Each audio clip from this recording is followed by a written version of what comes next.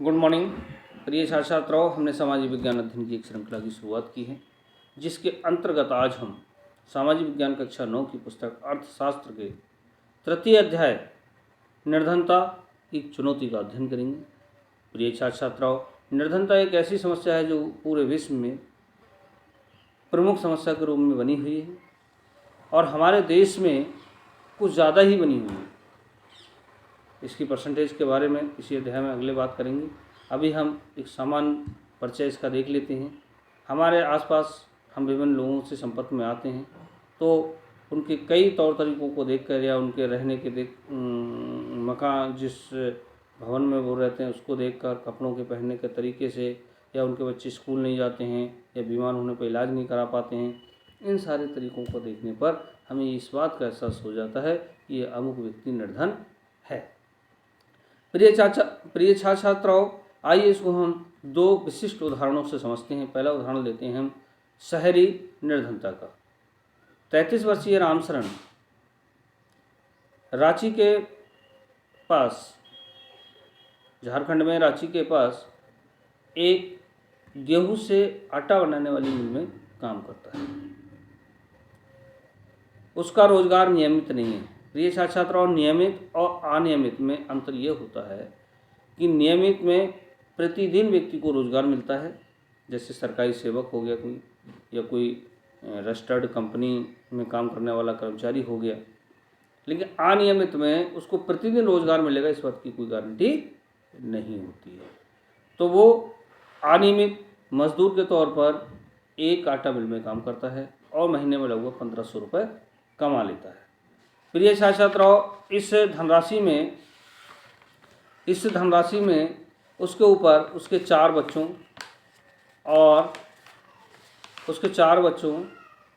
स्वयं, उसकी पत्नी और उसके बूढ़े माता पिता के भरण पोषण का भार है।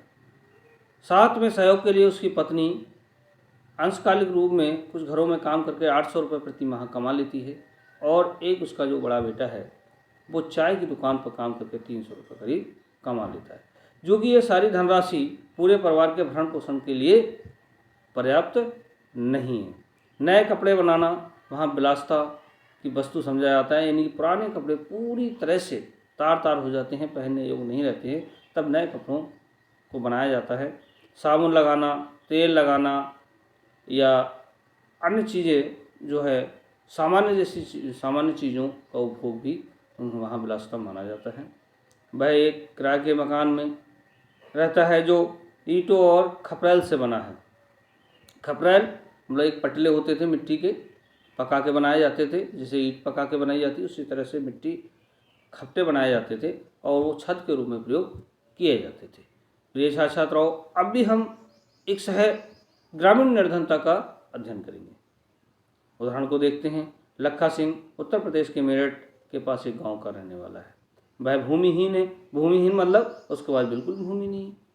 और वो क्या करता है, उसका क्या काम है, वो भी एक अनियमित मजदूरी का कार्य करता है, यानी कि उसका भी रोजगार नियमित नहीं, उसको प्रतिदिन रोजगार नहीं मिलता है। प्रिय छात्र छात्राओं, लखा सिंह दूसरे जिनके पास ज़्यादा भूमि है उन किसानों के यहाँ मजदूरी करता है, काम करता है और उसको 50 रुपये प्रतिदिन का मिलता है, जिसमें उसके 6 बच्चे हैं। उन बच्चों के लिए पर्याप्त भोजन नहीं जुटा पाता है। उसके पिता तपेदिक से पीड़ित थे। उनका इलाज के अभाव में 2 वर्ष पूर्व निधन हो गया। अब उसकी माताजी भी तपेदिक से पीड़ित हैं और उनका शरीर भी इलाज के अभाव में लगातार क्षीण होता जा रहा है। प्रिय छात्र छात्राओं, ऊपर दोनों उदाहरणों में हमने एक चीज़ जाना कि निर्धनता के कुछ कारण निकल के आए या कुछ प्रतिरूप निकल के आए हैं, उस पर हम तो थोड़ा चर्चा करते हैं। एक भूमिहीनता, यानी कि भूमिहीन है तो ये माना जा सकता है कि वो निर्धन हो सकता है। बेरोजगारी, यदि किसी के पास रोजगार नहीं है तो उसके निर्धन होने की संभावना ज़्यादा रहती है। परिवार का आकार, यानी बड़ा परिवार है, काम करने वाले लोग कम हैं, तो वो भी निर्धन होने की संभावना बनी रहती है। निरक्षरता, जिसको कोई निरक्षरता निरक्षरता यानी कि जिसके पास एजुकेशन नहीं है, पढ़ाई लिखाई नहीं है, तो उसकी जो कार्य क्षमता है वो कम होती है। खराब स्वास्थ्य या कुपोषण यानी पर्याप्त भोजन नहीं मिलना, तो शरीर बीमार रहेगा तो काम कम होगा, तो ये भी एक निर्धनता का कारण हो सकता है। प्रिय छात्र छात्राओं, बाल श्रम यानी कि छोटे छोटे बच्चों को, जैसे हमने अभी किसके मामले में, राम शरण के बेटे के मामले में देखा कि वो चाय की दुकान में काम करता है, तो उसकी उम्र नहीं है यानी 14 वर्ष से नीचे के जो बच्चे काम करते हैं उनको बाल श्रम की श्रेणी में लाया जाता है। असहायता, जैसे कोई विकलांग है, कोई विधवा है, या कोई अन्य कारण से कोई व्यक्ति असहाय है, तो उसको भी गरीब होने की संभावना बनी रहती है। प्रिय छात्र छात्राओं, अब हम देखते हैं कि गरीबी क्या होती है या निर्धनता क्या होती है। जब कोई माता पिता अपने बच्चों को विद्यालय ना भेज सकें, यानी कि पढ़ाई करने के लिए अपने बच्चों को अवसर ना दे पाएँ, तो वो व्यक्ति निर्धन माना जा सकता है या होता है। निर्धनता का अर्थ ये भी है कि कोई व्यक्ति बीमार होता है, वो अपना इलाज ना करा पाए, या पौष्टिक भोजन, पौष्टिक आहार उपलब्ध ना करा पाए अपने परिवार के लिए या स्वयं के लिए, स्वच्छ जल प्राप्त ना कर पाए, और जो मूलभूत आवश्यकताएं हैं उनका क्या नहीं कर पाए, नहीं जुटा पाए, वो व्यक्ति निर्धन माना जाएगा। अब हम थोड़ा सा सामाजिक वैज्ञानिक क्या कहते हैं। सामाजिक वैज्ञानिक यानी कि जैसे आपने देखा विज्ञान में साइंटिस्ट होते हैं, वैज्ञानिक होते हैं, खोज करते हैं, ऐसे समाज के वैज्ञानिक होते हैं जो समाज में इन कारणों की खोज करते हैं कि कोई भी समुदाय कैसे आगे गया और कोई समुदाय कैसे पिछड़ गया। तो सामाजिक विज्ञान उन पर विचार विमर्श करते हैं। सामाजिक विज्ञान की दृष्टि में हम देखते हैं, इस अवधारणा के अनुसार या इस बात के अनुसार इस संदर्भ में देखा जा सकता है कि निर्धनों को बेहतर माहौल और अधिक अच्छे वातावरण में रहने, संपन्न लोगों की सामाजिक क्षमता से अवर्चित रखा जाता है, यानी कि दूर रखा जाता है। प्रिय छात्र छात्राओं, ये भी एक देखने में आया है कि जो गरीब हैं, निर्धन हैं, उनको अन्य वर्गों से जरा अलग रखा जाता है, जिससे उन पर एक मानसिक दबाव भी पड़ता है और वो उस माहौल में जीने के लिए अपने को एडजस्ट कर लेते हैं कि नहीं साहब, हमने तो इसी माहौल में जीना है, इसी में पैदा हुए हैं, इसी में हमारे दादा परदादा पैदा हुए हैं। तो उससे भी क्या होता है, उनकी मानसिक जो प्रेशर के कारण भी उनको ये गरीबी का कारण बन सकता है।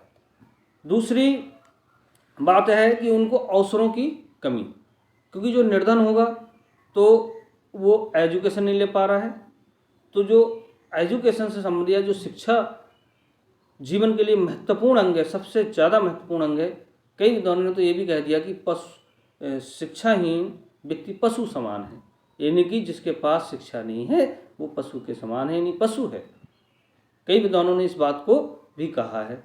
तो प्रिय छात्र छात्राओं, जब वो शिक्षा नहीं ले पा रहा है तो वो अन्य कार्य नहीं कर सकता जो दूसरे उससे बेहतर लोग कर पाते हैं, तो वो भी एक गरीबी का कारण हो सकता है। दूसरा, बहुत सारी सुविधाओं से वंचित हो जाएगा जब उसके पास एजुकेशन नहीं होगी। तो इसका विशिष्ट उदाहरण अगर हम अपने यहाँ देखें तो हमारे यहाँ क्या है, जाति व्यवस्था। हमारे यहाँ पर क्या है प्रिय बच्चों, एक जाति व्यवस्था। जाति व्यवस्था का अगर उदाहरण देखें तो उसमें एक जाति के लोग अलग रहते थे, यानी दलित समुदाय के लोग अलग गांव के अंदर रहते थे अपना मोहल्ले में, और अन्य वर्ग के लोग अलग रहते थे या पिछड़ी जाति के अलग रहते थे। तो वो जाति व्यवस्था ने भी गरीबी बढ़ाने में एक बड़ा महत्वपूर्ण योगदान दिया। ये हमारे भारत का दुर्भाग्य रहा है। प्रिय छात्र छात्राओं, तीसरी बात इसमें होती है असुरक्षा की भावना। जैसे मान लीजिए कोई आपदा आ जाती है, देखिए निर्धन है तो उसके मकान भी असुरक्षित रूप से बने होते हैं, उतनी मजबूत कंक्रीट या पिलर के द्वारा या मजबूत सीमेंट के द्वारा नहीं बनाए जाते हैं। तो जब भी कोई हल्के फुल्के भी आपदा आ गई तो सबसे ज़्यादा प्रभावित होने वाला वर्ग होता है निर्धन वर्ग, क्योंकि अगर वो उसके आपदा से उसके मकान ढह सकते हैं, उसके पशुओं को नुकसान हो सकता है, उसकी जो भी उसके पास बेचारे के पास वस्तुएं हैं उनको नुकसान हो सकता है, स्वयं को नुकसान हो सकता है, परिवार को नुकसान हो सकता है। सबसे ज़्यादा असुरक्षित लोग ये होते हैं। अब आता है निर्धनता रेखा। प्रिय छात्र छात्राओं, विभिन्न देशों में निर्धनता के मानक अलग अलग हैं। जैसे अगर आप अमेरिका में जाएंगे तो वहाँ निर्धनता का मानक अलग होगा और इंडिया में अलग होगा, जापान में अलग होगा, पाकिस्तान में अलग होगा, श्रीलंका में अलग होगा। प्रिय छात्र छात्राओं, हर देश के अपने अलग अलग मानक हैं। एक उदाहरण के तौर पर अगर देखें, अमेरिका में जिसके पास कार नहीं है वो गरीब है, लेकिन हमारे भारत में कार क्या, अभी भी मोटरसाइकिल रखना भी एक विलासिता की वस्तु मानी जाती है। तो हमारे यहाँ जो निर्धनता रेखा को अमूमन नापा जाता है तो वो उपभोग के आधार पर नापा जाता है, आय और उपभोग, यानी कितनी आय है, कितना उपभोग है, इस आधार पर हम निकालते हैं कि मूलभूत आवश्यकताओं को प्राप्ति कर पा रहा है व्यक्ति, अपने परिवार को मूलभूत आवश्यकताओं की प्राप्ति हो पा रही है उसको या नहीं हो पा रही है। जैसे रोटी, कपड़ा, मकान, शिक्षा, स्वास्थ्य, ये सारी मूलभूत आवश्यकताएं पूर्ति हो पा रही हैं या नहीं हो पा रही हैं। प्रिय छात्र छात्राओं, निर्धनता अगर देखा जाए तो हमारे भारत में लगभग 1/4 लोग निर्धन रहते हैं और उनका आंकड़ा लगभग बना रह पा रहा है, जबकि हमारी सरकारें काफ़ी मात्रा में क्या कर रही हैं, विभिन्न योजनाएं गरीबों को निकाल रही हैं। उन योजनाओं का 100% लाभ यदि गरीबों तक पहुंच पाता तो शायद ये गरीबी का आंकड़ा और नीचे हो पाता।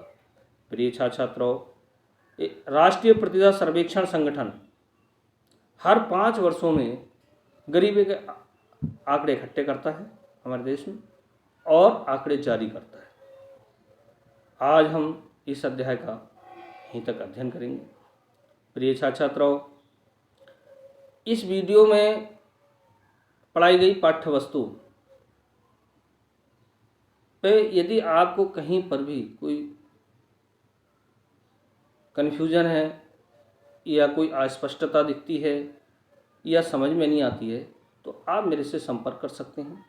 मेरा नंबर है 9759223819।